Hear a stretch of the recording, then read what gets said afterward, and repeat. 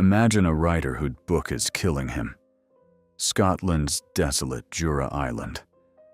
No electricity, no heating, only the sound of a typewriter and the rattle from his lungs. George Orwell is writing while coughing up blood. Doctors told him to rest. He chose to write because this book was not a novel. It was a confession. The world knows him as the creator of Big Brother. But he was a man fighting the authority within himself. To understand him, you need to understand not 1984, but his fears. And that fear arose from one question. How does one atone for an evil they were part of? Orwell's story did not begin in London. It began in India. His father worked in the opium department of the British Empire. He supervised the poison to be sold to China. Eric Arthur Blair was the child of a system that enriched itself by drugging other nations. This was his first trauma. As a child, you don't understand the system's guilt. But when you grow up, you realize you were part of that system. Orwell lived with this truth his whole life. I was not born innocent. The crystal soul was shaped here. Crystal is both transparent and fragile. It does not absorb dirt. But when it touches dirt, it cracks. Eton College. A scholarship boy among the future lords and prime ministers. He was at the table, but did not belong. Orwell's class trauma is more defining than his political views. He was not an aristocrat, nor was he working class. He was in limbo, and those in limbo become radical. Orwell saw the inner rot of the class system from within. He saw how power was passed down through inheritance.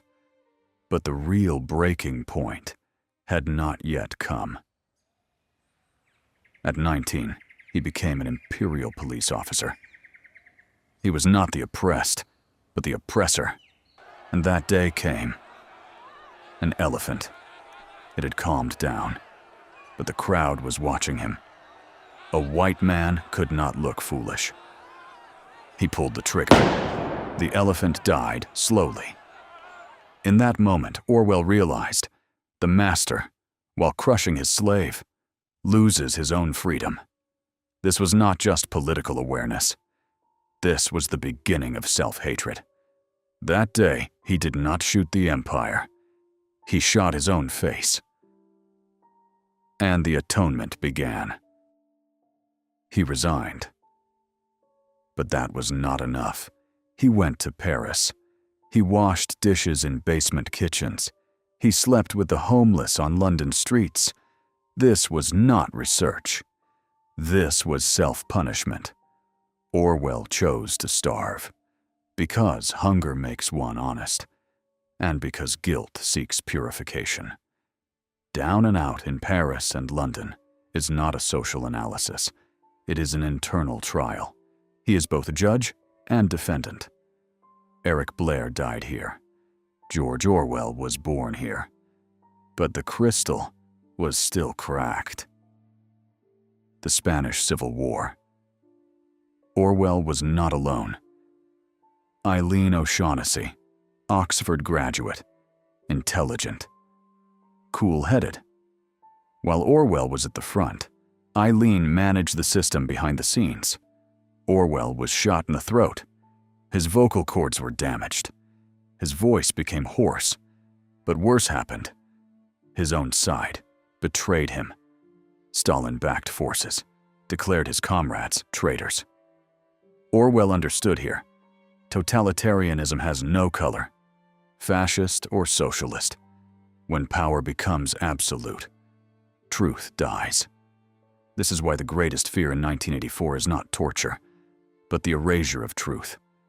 Without Eileen, Orwell might not have survived.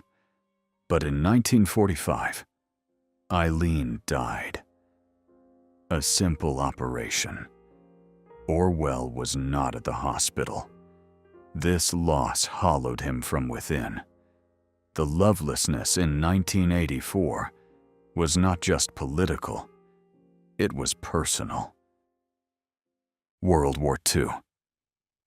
London is being bombed. Orwell is writing Animal Farm. This book was the most merciless satire of Stalin's Russia. Animals start a revolution. They say, all animals are equal, but some animals are more equal than others. They drive out Mr. Jones. The farm is finally free. But the scent of liberation doesn't last. Napoleon, calculating and patient, begins to tighten his grip. His first move? Declare his rival Snowball a traitor and banish him. Then, the real manipulation begins. The sacred laws of the revolution are quietly rewritten in the dead of night. The absolute decree, no animal shall drink alcohol, suddenly gains a convenient loophole to excess. The ultimate moral line, no animal shall kill any other animal, is twisted into a justification for murder. Without cause. Behind this gaslighting is Squealer. He doesn't just manage propaganda, he weaponizes it, spinning a web of lies to justify every betrayal. Snowball was actually our enemy, didn't you know? Boxer, that loyal horse, works himself to death saying, "I will work harder." What happens when he grows old? Napoleon sells him to the knackers. They say he's going to the hospital. But the van reads, "Horse slaughterer and glue boiler." At the end of the book, the pigs wear human clothes and drink alcohol. The creatures outside looked from pig to man, and from man to pig. But already it was impossible to say which was which. The revolution has come full circle. The new masters are no different from the old masters. But do you know what the real scandal was? Britain was allied with the USSR at the time. Publishers were afraid to print the book. Even T.S. Eliot rejected it. Orwell wrote a preface for the book. England does not need a Gestapo for censorship. Unpopular ideas are suffocated by voluntary silence. This preface was censored and removed from the book. The irony is, even a book about freedom wasn't free. And the grand finale, 1984. Orwell did not draw inspiration from afar when creating this dystopia. The BBC building where he worked was the Ministry of Truth itself. Winston Smith works at the Ministry of Truth. What is his job? To erase the past. If a newspaper archive says Big Brother made a wrong prediction, Winston burns that document. He writes a new one.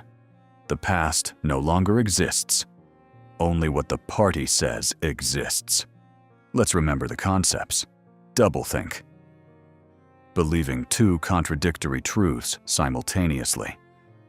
Newspeak. Shrinking thought by eliminating words. And remember Orwell's most terrifying formula. The party told you to reject the evidence of your eyes and ears. It was their final, most essential command.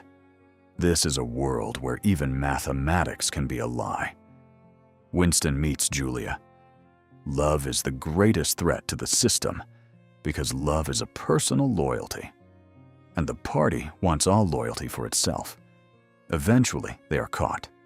Winston is taken to Room 101. What is Room 101?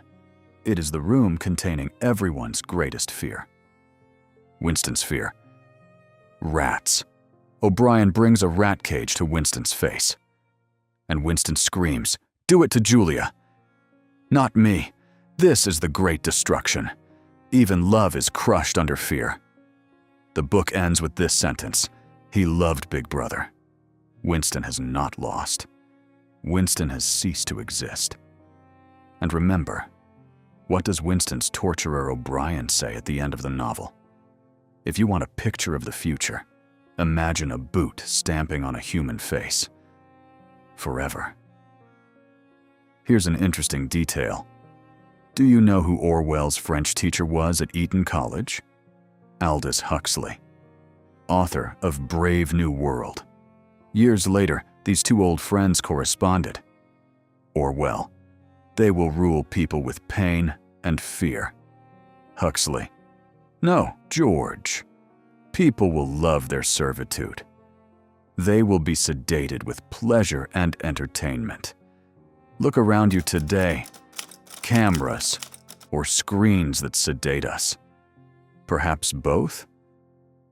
Writing 1984, Orwell was actually signing his own death warrant. His lungs were filled with tuberculosis. Doctors said, "Don't write, you'll die." But he left London and went to that desolate Jura island. During this time, the book almost perished. On a boat trip with his son and friends, they were caught in the Corryvreckan whirlpool.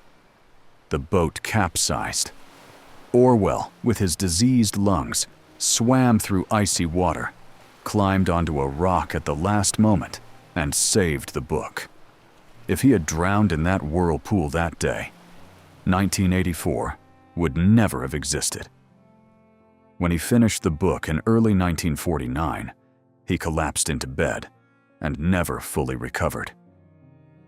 And we come to the most controversial topic, the shadow over Orwell's legacy. 1949. Orwell is terminally ill.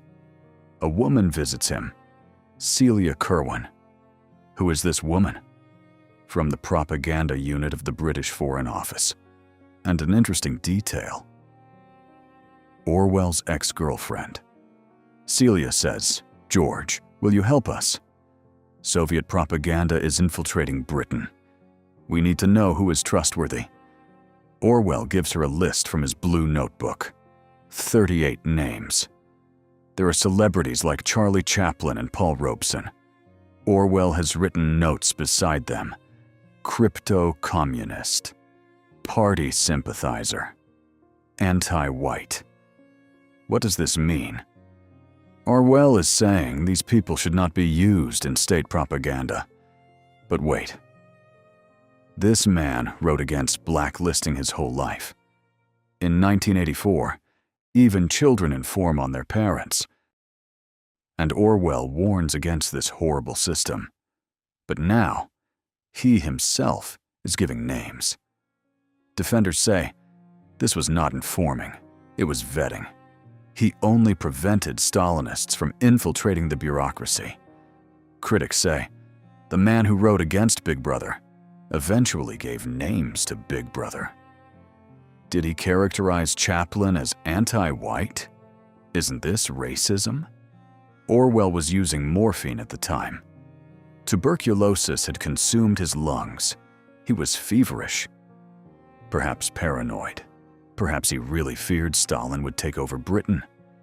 Perhaps the crystal soul had cracked under pressure. The decision is yours. Is this patriotism? Fear? Or betrayal? This is proof that Orwell was not a flawless hero. He was perhaps a frightened and sick man who could bend his own principles out of fear of totalitarianism. January 1950. George Orwell, at the age of 46, died alone in a hospital room. He left behind the darkest dystopia in modern history, 1984. And yet, at the very end of the novel, there is an academic appendix most readers skip, the principles of Newspeak. What makes this section so unsettling is not what it says, but the tense it is written in. The text is written in the past tense. Newspeak was the official language of Oceania, as if this were the scholarly analysis from a free future of a regime that had already collapsed and passed into history. Newspeak had only one purpose: to narrow the range of thought. If you erase the word freedom from a language, the mind can no longer conceive of freedom. But Orwell does not describe the fall of Oceania with victory cries. He leaves only a quiet, cold observation. Newspeak had not been fully implemented by the year 2050. Language had resisted. Humanity had not surrendered its words. And wherever words survive, you cannot kill thought. But has O'Brien's vision of the boot truly vanished? Today, Orwellian has become an adjective in English. Surveillance cameras, data mining, algorithms deciding what we should think. Orwell's nightmares? Or Huxley's sedated heaven? Perhaps the greatest danger is this, that we are living both without even realizing it. Orwell did not promise us a happy ending. He gave us the task of staying awake. Power corrupts. And defending truth is sometimes the loneliest job in the world. Big Brother may be watching you, but your mind is still yours. But ask yourself this: are we really under oppression? Or are we silent for our comfort? Orwell's fear was not the state. It was humans. And that human is us.